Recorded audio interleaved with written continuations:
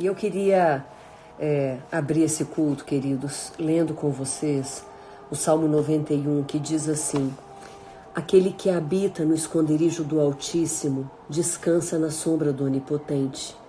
Esse que habita no esconderijo do Altíssimo diz do Senhor: Ele é o meu refúgio, a minha fortaleza, e nele confiarei.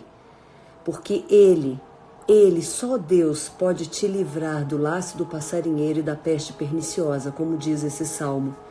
Ele te cobrirá com as suas penas, e debaixo das suas asas você estará seguro.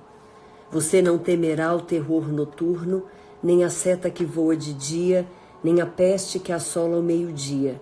1000 poderão cair ao seu lado, 10.000 à sua direita, mas você não será abalado. Amém. Sabe quando?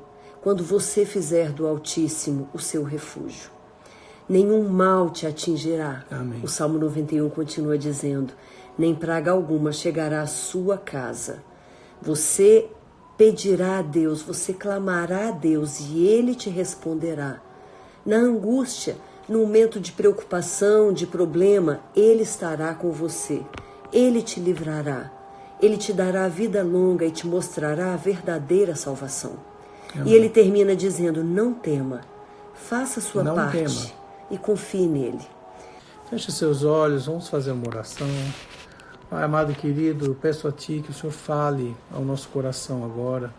Que o Senhor possa, ó Deus, encher nossa casa com a Tua presença e nos dar a Tua direção.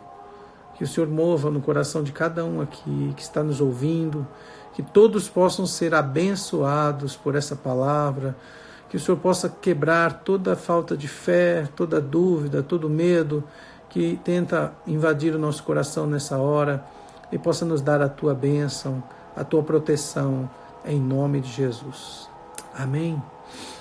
Amados, Deus colocou no meu coração uma palavra que eu há muito tempo queria comentar com vocês, que está em vários textos da Bíblia e que para nós é muito, muito importante, que é sobre confiar em Deus.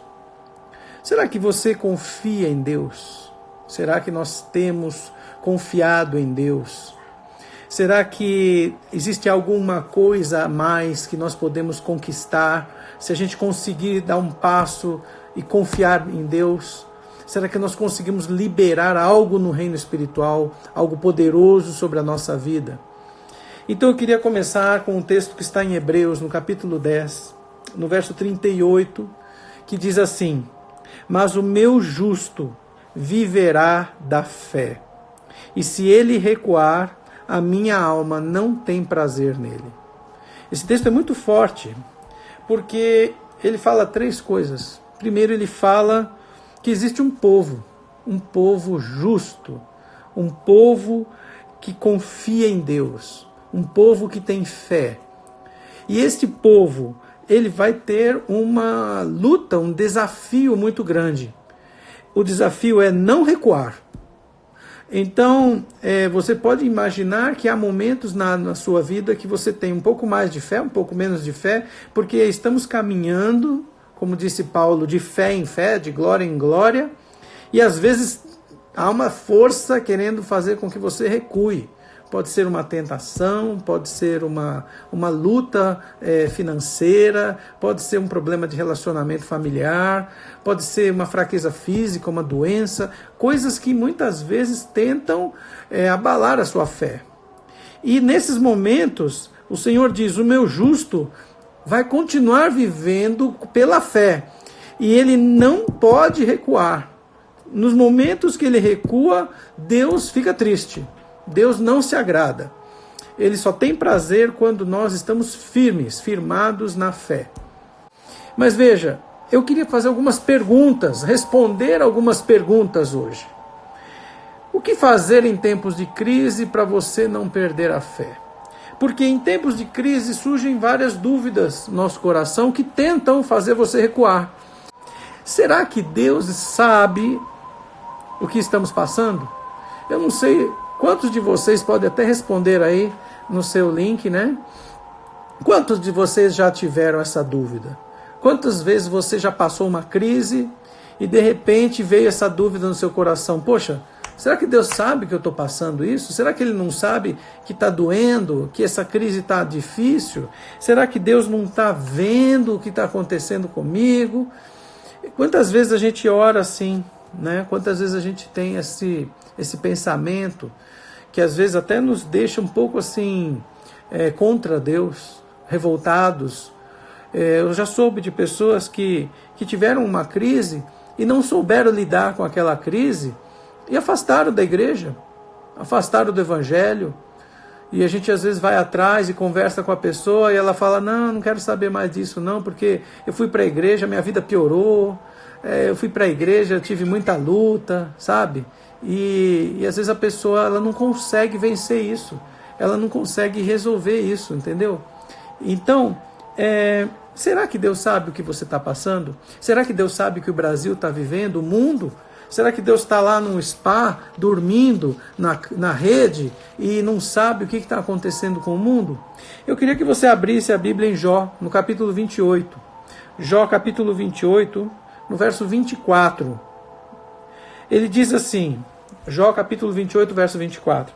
Porque ele perscruta até as extremidades da terra. Sim, ele vê tudo o que há debaixo do céu. Amados, Deus sabe de todas as coisas, Ele é onisciente.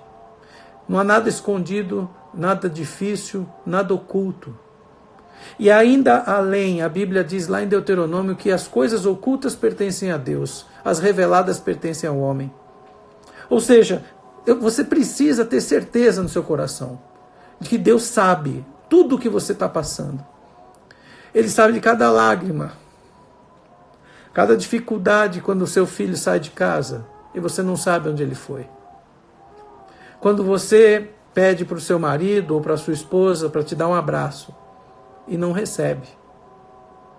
Quando você tem uma crise como esta, que a gente tem que ficar isolado dentro de casa, e você não sabe como é que você vai fazer para pagar as contas, porque você é autônomo. E se você não trabalha, você não recebe. Amados, o Senhor perscruta todas as extremidades da terra. E Ele sabe, Ele vê tudo. Ele sabe tudo o que está acontecendo. Deus nunca é pego de surpresa. Ele nunca é pego sem saber. Ele nunca é enganado. Então a pergunta certa nesse momento não é por quê. A pergunta certa é para quê? Se Deus sabe tudo o que está acontecendo, para que eu estou passando por isso? Qual é o ensinamento? Qual é a missão? Qual é o plano de Deus para isso? Muitas pessoas, no momento de crise, se perguntam: o que vai acontecer comigo? E é muito triste, né? Você vê uma pessoa sem esperança, a pessoa preocupada, tem compromissos, tem filhos, a pessoa às vezes perde o emprego. E aí, o que vai acontecer? Né? Então, a Bíblia fala em Hebreus 11:6 que sem fé é impossível agradar a Deus. E você tem que confiar que Ele existe e que Ele vai te presentear, Ele vai te ajudar, Ele vai te socorrer. E eu comentei também a importância de você confiar nas pessoas. Amém, amados? Confiar nas pessoas que Deus coloca do seu lado. Pessoas cristãs, pessoas vividas, que querem o seu bem. Não é qualquer pessoa, né? Porque aí você pode piorar. Mas é você confiar naqueles que querem o seu bem, que vão te ajudar. Né? Não se isola, porque isso pode piorar a crise. Bom, a última pergunta que eu queria falar hoje é sobre, a respeito dessa questão de confiar em Deus. É a seguinte pergunta: e se Deus permitir que venham perdas irreparáveis na minha vida? Essa pergunta é difícil, não é? O que são perdas irreparáveis?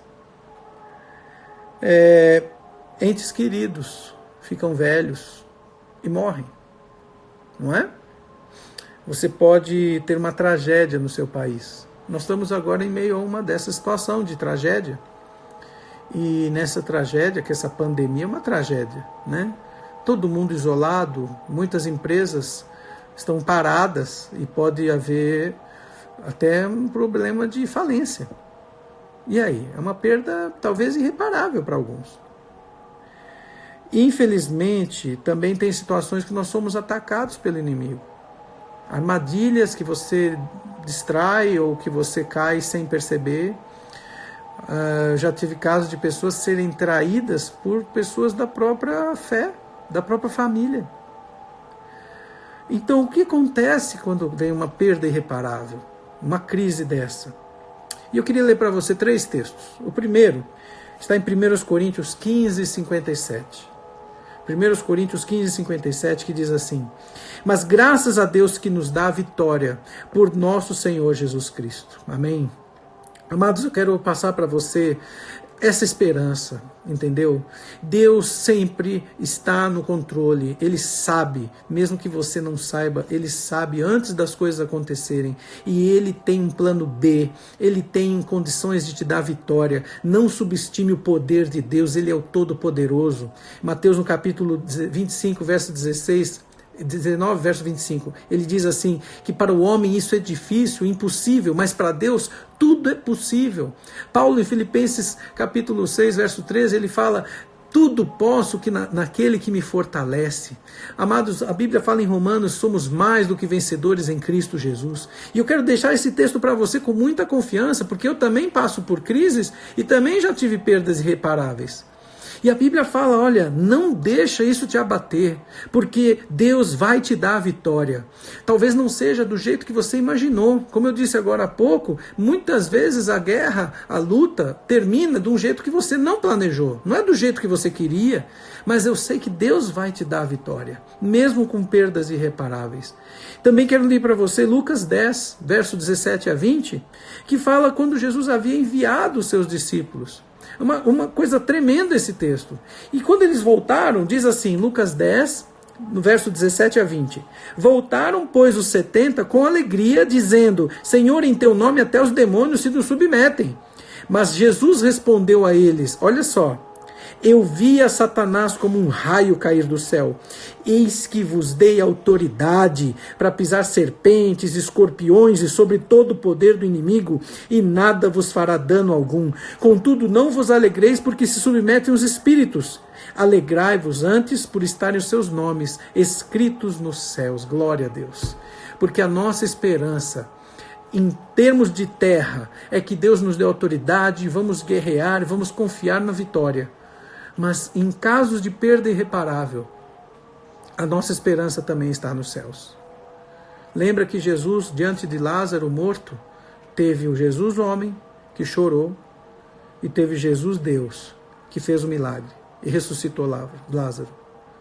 Há situações na vida em que você vai agir como Deus e vai expulsar demônios, você vai fazer milagres, vai orar por um enfermo, ele vai ser curado. Nós já vimos isso, já oramos por pessoas com câncer, que o câncer sumiu.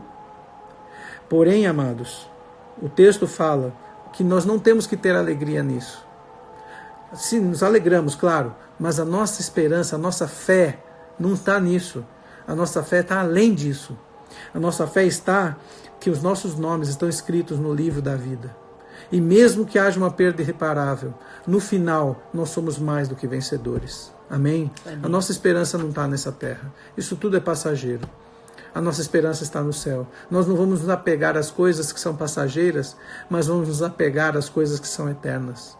E por fim, Romanos 8,18, que diz assim: pois tenho para mim que as aflições desse tempo presente não se podem comparar com a glória que há de ser revelada em nós. Amém? Lá em Coríntios 2,9 diz que nem olhos viram, nem ouvidos ouviram, nem jamais penetrou no coração humano aquilo que Deus tem preparado para aqueles que o amam. Amados, num momento de crise, temos que confiar que a vitória final é nossa. Amém? Eu quero deixar essa palavra para você.